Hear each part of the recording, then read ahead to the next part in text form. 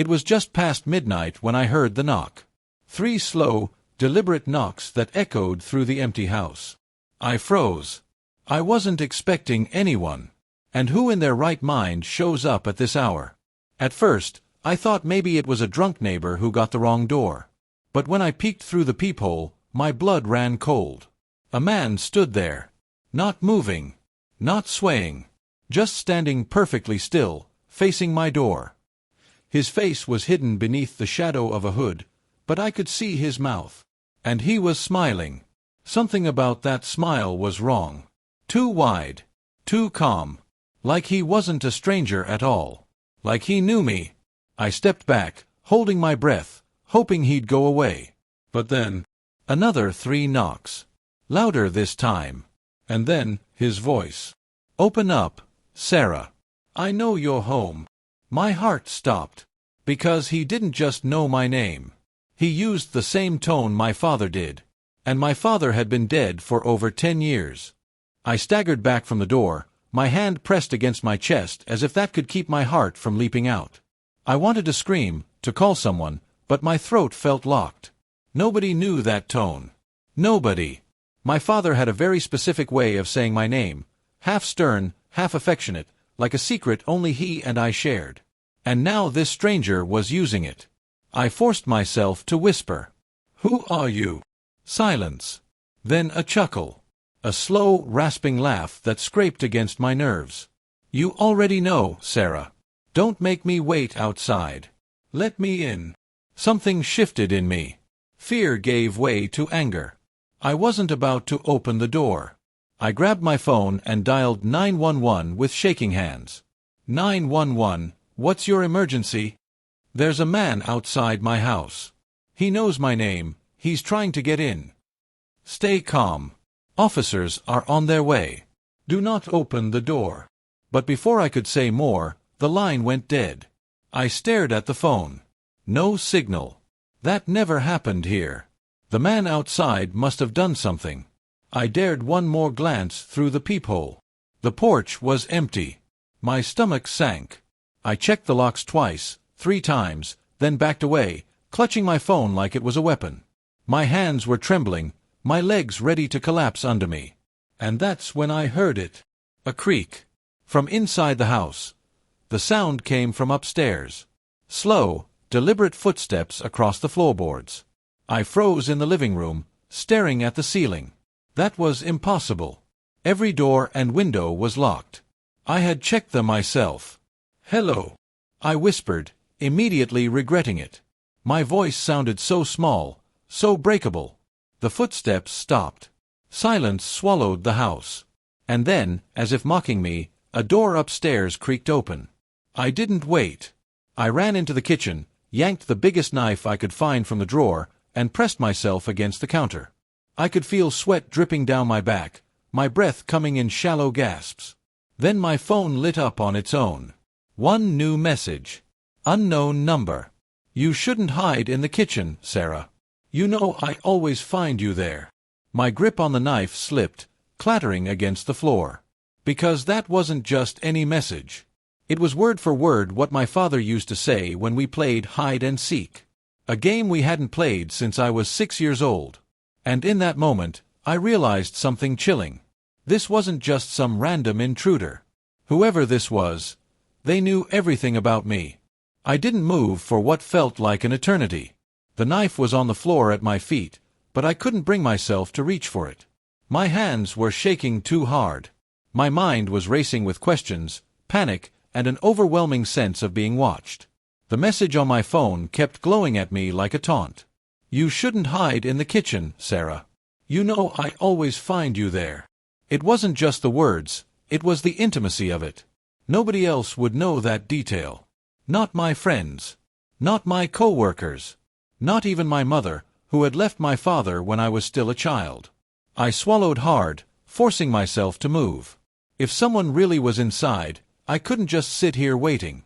I crept out of the kitchen and into the hallway, my bare feet silent against the hardwood floor. My ears strained for every creak, every whisper of sound. The upstairs was too quiet. The kind of quiet that isn't peaceful but suffocating, like the silence is hiding something. I gripped the banister and slowly started up the stairs. My legs felt like lead, each step heavier than the last. Halfway up, I froze. The air smelled different, musty, like old wood and dust, the smell of an attic no one had opened in years. But my attic was sealed. At least, it should have been. A soft thump echoed from the guest bedroom. My breath caught in my throat.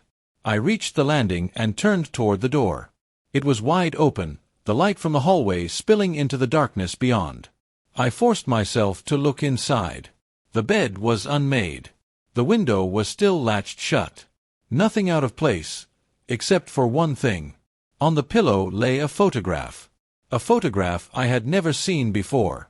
It was of me, 6 years old, standing in the backyard of my childhood home, clutching a stuffed bear. My father's hand rested gently on my shoulder. My stomach twisted.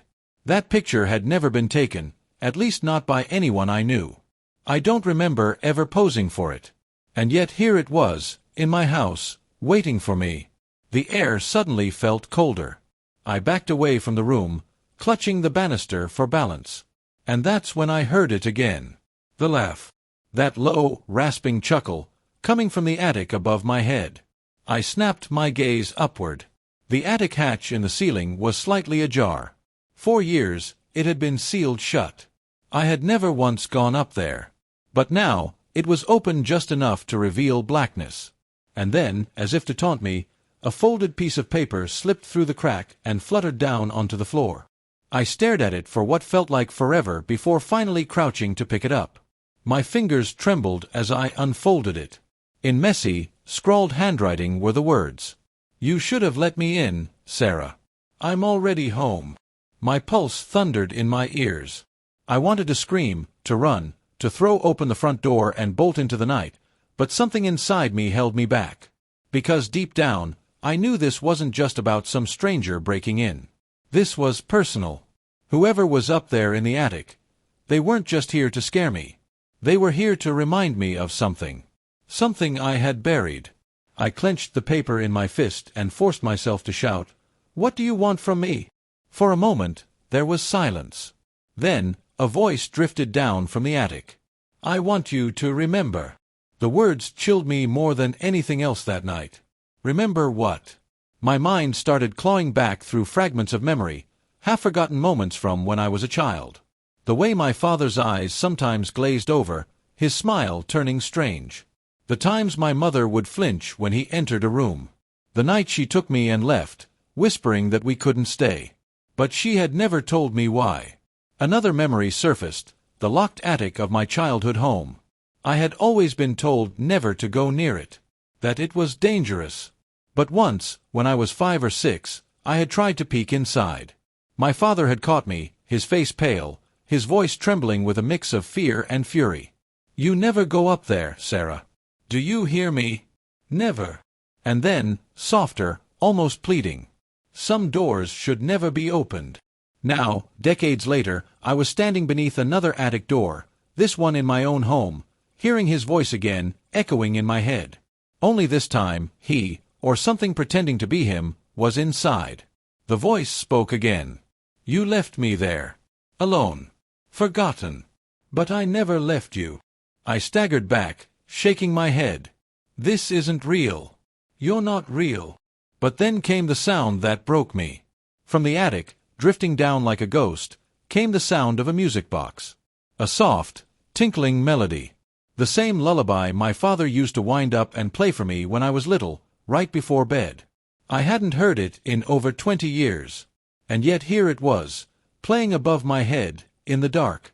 The next morning, I couldn't shake the tension from the night before.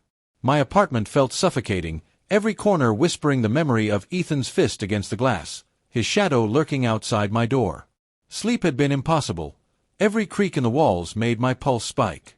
By dawn, I was pacing, my body running on pure adrenaline. I decided to do something reckless, something my gut screamed against, but my curiosity, my hunger for answers, demanded. I needed to know if Ethan had been telling the truth. About the files. About the lies. About the accident. So I went to the address scribbled in the folder, 1324 Eastwood Drive. It was a crumbling townhouse on the edge of the city, half hidden behind overgrown hedges. The kind of place people walked past without a second glance.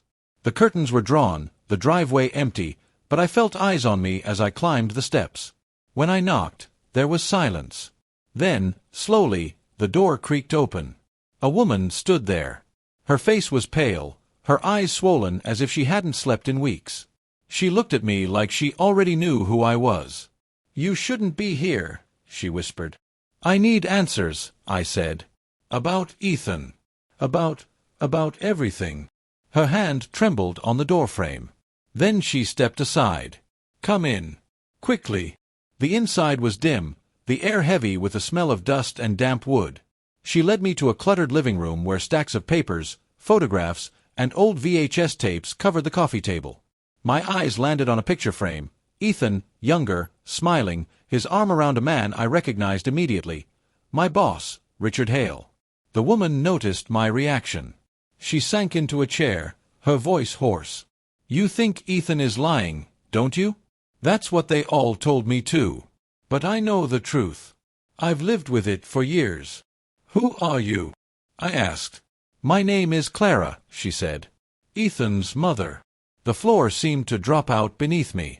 His mother. Alive. But in every story I'd ever heard, Ethan's mother had died in a car crash when he was a teenager. The same accident that supposedly killed his father too. "I thought you were dead," I stammered. Her eyes glistened. That's what they wanted the world to believe. Clara reached for one of the VHS tapes and pressed it into my hand. "This will explain everything. But you need to be careful. If Richard finds out you've been here—" "Wait," I interrupted. "Richard? My boss. What does he have to do with any of this?" Her expression hardened. "He has everything to do with it." Before I could ask more, the sound of tires crunching gravel outside froze us both. Clara's face went white. She grabbed my arm, her nails digging into my skin. "You have to go," she hissed. "Now. Out the back door. Take the tape with you. Don't stop, don't look back." My heart thundered. I shoved the tape into my jacket and darted toward the kitchen. Through the grimy window, I saw a black SUV pull into the driveway. The doors opened, and two men in dark suits stepped out, faces cold, deliberate, like shadows cut from stone. I slipped out the back door, my footsteps muffled on the overgrown grass, and didn't breathe until I was 3 blocks away. My chest ached, my throat raw, but I clutched that tape like it was oxygen. By the time I made it back to my apartment, my hands were shaking too hard to even fit the VHS into my old player. I had to try 3 times before it clicked. The screen flickered to life, static hissing, and then a grainy home video appeared. A family barbecue. Clara was there, laughing. Ethan as a boy, chasing a dog around the yard. And Richard, my boss, smiling at the camera like a proud uncle. The footage cut abruptly. Then another scene, inside a car, the camera tilted. Raised voices. Clara screaming. A man's hand grabbing the wheel. A sudden blur of lights, the screech of tires. The screen went black. I sat frozen, the sound of my own heartbeat echoing in the silence. The story I'd been told my whole life, the one about Ethan's family dying in a tragic accident, it was a lie. At least part of it. Someone had filmed what really happened. And Richard had been there.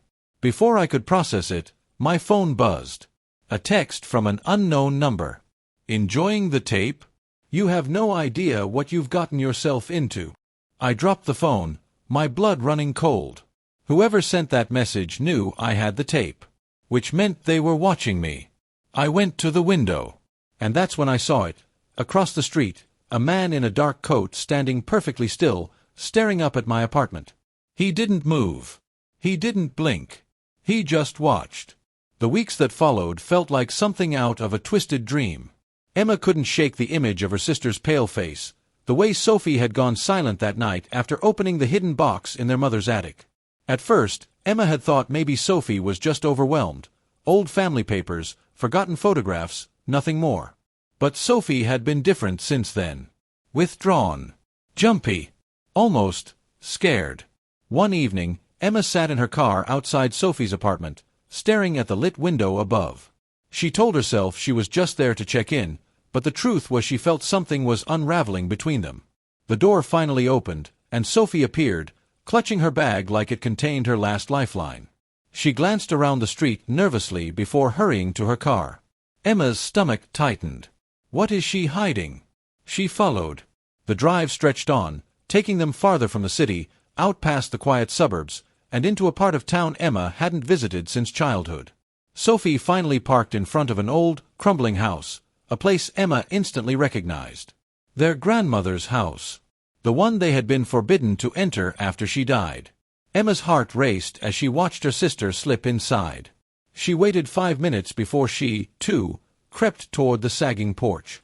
The wood groaned under her weight, and for a moment she thought Sophie would hear, but the door was ajar, swinging slightly in the night breeze. Inside, the house smelled of mildew and dust. Emma's shoes crunched over broken glass and old newspaper. The wallpaper peeled in strips, revealing cracked plaster beneath. But what chilled her most wasn't the decay, it was the whisper. A low, rhythmic sound, like someone chanting in another room. Emma froze, her breath shallow. She followed the sound into what used to be the living room. Sophie stood in the center, lit only by the glow of candles arranged in a circle. Her bag lay open beside her, papers spilling across the floor. She held one of the old letters they'd found in the attic and read it aloud in a trembling voice. The words weren't English. They were jagged, harsh syllables that made Emma's skin crawl just to hear them. "Sophie," Emma whispered. Her sister jerked, nearly dropping the paper. Her eyes widened when she saw Emma, but there was no relief in them, only anger. "You shouldn't be here," Sophie hissed. Emma stepped closer, trying to keep her voice calm. "What's going on? What is this?" Sophie's hand shook as she clutched the paper tighter. "You don't understand. I'm trying to protect us. This isn't just some family secret. It's dangerous." Emma's pulse thudded. "Dangerous? How?" Before Sophie could answer, the candle flames flickered violently, as if an unseen wind had rushed through the room. Papers scattered, the shadows on the walls stretching unnaturally long. The air grew heavy, suffocating. Emma grabbed her sister's arm. "We need to leave." But Sophie pulled away. "No. If I stop now, it'll find us." Something in her tone, desperate, frantic, made Emma realize Sophie wasn't just being paranoid. She believed every word. The floorboards creaked behind them. Emma spun around, heart slamming in her chest. The doorway stood empty, yet the shadows continued to move, bending toward them, forming shapes that were almost human but horribly wrong. Emma staggered back. "Sophie, what did you do?" "I had no choice," Sophie whispered, tears welling in her eyes. "It started after Mom died. I saw things. I thought I was losing my mind, but then I found the letters. They explained everything. This," she gestured at the shadows, "this runs in our family." Emma's throat went dry. "What are you talking about?" "Our bloodline," Sophie said, her voice breaking. "It's cursed." The shadows lunged. Emma barely had time to pull Sophie out of the circle of candles before the room plunged into chaos. The glass shattered, books toppled from shelves, and the temperature dropped so suddenly Emma's breath came out in visible clouds. They scrambled through the hallway, Sophie clutching the papers as if her life depended on them. They burst out onto the porch, gasping for air. The night was still, too still. The house behind them loomed like a living thing, every window dark, yet Emma felt its gaze. Sophie shoved the letters into Emma's hands. "You need to read these. All of them. Because now you're part of it too." Emma stared at her sister, at the raw fear in her eyes. "Sophie, whatever this is, we'll figure it out. Together." Sophie shook her head. "You don't get it. Once you've seen it, once it has seen you, there's no going back." For a long moment, they just stood there under the moonlight, the papers trembling between them. Then, from somewhere deep inside the house, a single sound echoed out into the night. A child's laugh. The days that followed were like watching dominoes fall one by one. The more I uncovered, the more I realized how tangled the web truly was. Mr. Alden's operation wasn't just a matter of insurance fraud or exploiting vulnerable families. It was connected to a much bigger chain. Offshore accounts. Shell companies. A network of people who thrived on keeping others desperate. And the worst part? Some of those names weren't just strangers hiding behind faceless corporations. They were people I knew. People from the neighborhood. People who had smiled at us, shaken our hands, waved at block parties. Suddenly, every kind gesture from the past felt poisoned. I didn't want to believe it, but the evidence was undeniable. They had all profited from my father's death in some way. And if I hadn't stumbled across that dusty folder in the back of Alden's office, I might have never known the truth. But truth comes with a cost. One evening, just as I was about to head out, my phone buzzed. An unknown number. I almost ignored it, but something in me told me to answer. "You don't know what you're doing," a deep voice said. "Walk away now, and you'll still have a life to live. Keep digging, and you'll end up like your father." Click. The silence after that call was louder than any scream. For the first time, I was terrified, not just for myself, but for everyone I loved. My mother. My little sister. Even the few friends I still trusted. If they had silenced my father, what would stop them from coming after us too? That night, I didn't sleep. I sat by the window, staring into the dark street, every pair of headlights making my chest tighten. I thought about giving up. I really did. But then I remembered the look on my mother's face at the funeral, the grief, the confusion, the unanswered questions. And I remembered my father's quiet strength, the way he had always told me, "Never let fear dictate your choices." So no, I couldn't stop. Not now. The next step was to expose everything. I started compiling everything into a single file. Every document, every transaction, every conversation I had recorded. I didn't trust the police. Not when so many people in this city had already proven to be part of the problem. But there was one place I could turn, the press. An investigative journalist owed my father a favor. Years ago, Dad had helped him when no one else would, saving his family from losing their home. I found his email, typed out everything, and hit send. My hands shook as I did it. And then, I waited. Days passed. The silence nearly broke me. I kept wondering if I had just signed my own death sentence. But then, the article dropped. Front page. Headline screaming across the screen. Billion-dollar fraud ring exposed. Local businessman at the center of scandal. It was everywhere within hours. News channels. Social media. People couldn't believe it. Families who had suffered came forward. Former employees of Alden's company broke their silence. Piece by piece, the whole rotten empire began to crumble. But it wasn't over for me. Because the night after the story went public, I woke up to the sound of footsteps inside my house. The footsteps were slow, deliberate. I held my breath as I sat up in bed, straining to hear. My heart pounded so hard I thought it would give me away. The creak of the floorboard near the hallway made it undeniable. I wasn't imagining things. Someone was inside my home. I reached for the baseball bat I had kept by my bed since the threatening call. My palms were slick with sweat, but I gripped it tight. Slowly, I moved toward the door, pressing my ear against it. A voice whispered. Another answered. Two of them. I opened the door a crack and saw shadows stretching along the hallway wall. They were moving toward the living room. Toward the drawer where I kept my father's old documents, the very ones that proved everything. That was their goal. Not me. Not yet. They wanted the evidence. I took a step, the floor groaning under my weight. The voices stopped. My stomach dropped. Then one of them barked, "Check the room." No time to think. I swung the door wide and came face to face with a man in a ski mask. His eyes widened, and for a fraction of a second, we both froze. Then he lunged. The bat connected with his shoulder, the sound sickening. He stumbled back, swearing. The second man came running, pulling something from his jacket. Metal glinted under the dim light. A knife. Adrenaline drowned out my fear. I backed toward the kitchen, forcing them to follow, trying to buy time.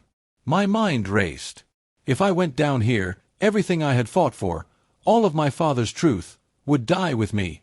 The first man grabbed the edge of the counter, blocking my escape. "Give us the files," he snarled through his mask. "You walk away alive. That's the deal." My laugh came out sharp, almost hysterical. "That's the same deal you gave my father, isn't it? And look where that got him." His eyes narrowed. He stepped closer. The knife flickered in the light. And then, salvation. Red and blue lights burst through the window, painting the room in flashing colors. Sirens wailed outside. The men panicked. One shouted, "Cops!" and bolted toward the back door. The other followed, shoving past me so hard I hit the floor. By the time I scrambled to my feet, they were gone, vanishing into the night. I staggered outside to see 3 police cruisers pulling up. But it wasn't the police I had called, it was the journalist. He had anticipated retaliation and tipped off his own contacts in law enforcement. Finally, the walls were closing in on the right people. In the days that followed, arrests were made. Mr. Alden himself was dragged out of his mansion in handcuffs, his once pristine reputation destroyed. The web of accomplices unraveled: politicians, bankers, even members of the city council. The scandal shook the entire community. But for me, it was personal. I visited my father's grave a week after the arrests. The cemetery was quiet, the late autumn air heavy with the smell of fallen leaves. I placed my hand on the cold stone and whispered, "They tried to silence you, Dad. But they failed. Everyone will know the truth now." For the first time in years, I felt like I could breathe again. Of course, justice doesn't erase loss. It doesn't bring back the man who had been my anchor, my guide, my role model. But it gave me something just as valuable: closure. The shadows that had haunted my family for so long were finally lifting. I knew life would never go back to the way it had been. But maybe, just maybe, it could move forward. That night, I sat at the kitchen table, the same table where my father used to drink his coffee every morning, and I realized something. This wasn't just an ending. It was also a beginning. Because now, I had a choice. To let the past bury me with it, or to carry forward my father's fight for truth, no matter how dark the world around me became. And for the first time, I felt ready to choose. The story wasn't over. It was mine to write. The silence in the courtroom was deafening. You could hear the faint hum of the ceiling fan and the shuffle of someone adjusting in their chair, but no one dared to speak. All eyes were on Emily, who sat pale and trembling, her hands clutching the edge of the witness stand as though it might keep her from falling apart. The judge leaned forward, his eyes sharp, almost predatory.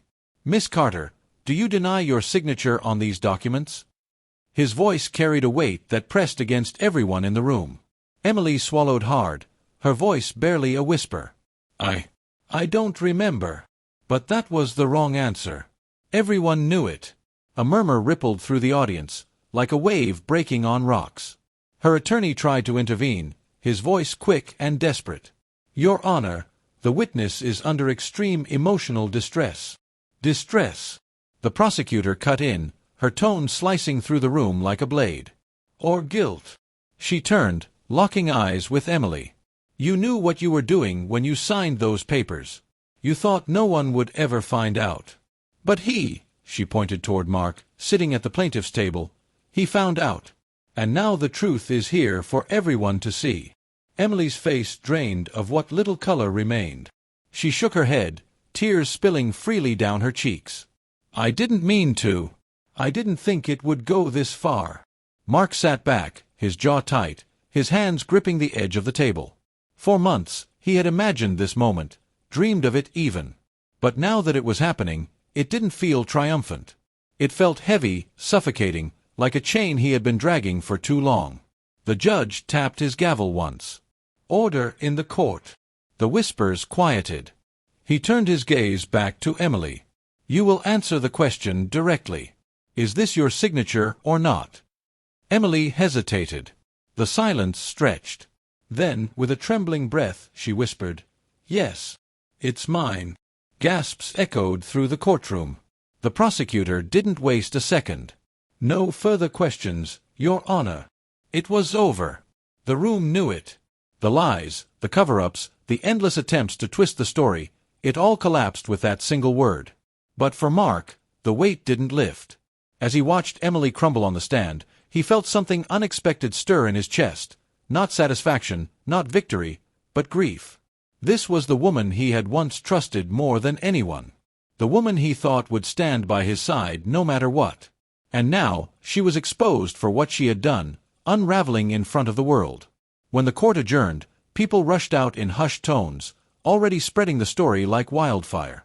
Reporters lingered by the doors, ready to pounce. Emily was escorted out by her lawyer, her shoulders hunched, her eyes fixed on the floor. She didn't look back. Mark remained seated for a long time, staring at the empty witness stand. His friend Jason touched his shoulder gently. "You did it," he whispered. "You proved the truth. She can't hurt you anymore." Mark nodded slowly, but his heart didn't feel lighter. The truth had come out, yes.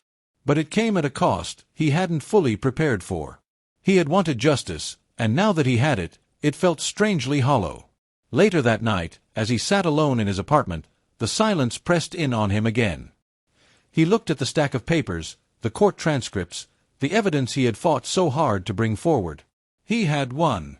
But the victory didn't taste sweet, it tasted bitter. Because at the end of it all, the truth didn't just expose Emily. It exposed him too, the part of him that still longed for the person she used to be, the part that mourned the love they once shared, even if it had all been built on lies. And as much as he wanted to move on, he knew the scars of this betrayal would stay with him forever. The court date finally arrived. The tension in the courtroom was so thick you could almost touch it. Victor walked in with that same arrogant smile, surrounded by his expensive lawyers, confident that money and power would once again protect him. He didn't even glance at his daughter. He thought she was broken, defeated. But when Elena entered the room, holding a stack of documents and backed by a small army of supporters, his smirk faltered for the first time. Among the papers were bank statements, hidden contracts, and recordings that exposed his entire web of lies. Every shady deal, every manipulation, every betrayal, laid bare in front of the judge. The whispers spread across the courtroom like wildfire. Even his lawyers looked shaken. And then, the biggest blow came. His own daughter stood up, her voice trembling but strong, and said, "I may have been your weakness, but today I am your downfall." The silence that followed was deafening. Victor's face went pale. The empire he built on greed and cruelty began to crumble that very moment. When the gavel hit, the verdict was clear. Elena had won. Not just legally, but morally, spiritually. She walked out of that courtroom free, free from his control, free from his manipulation, free to finally start a life that was hers alone. And Victor? He was left sitting there, the man who thought he was untouchable, now nothing more than a bitter shadow of his former self.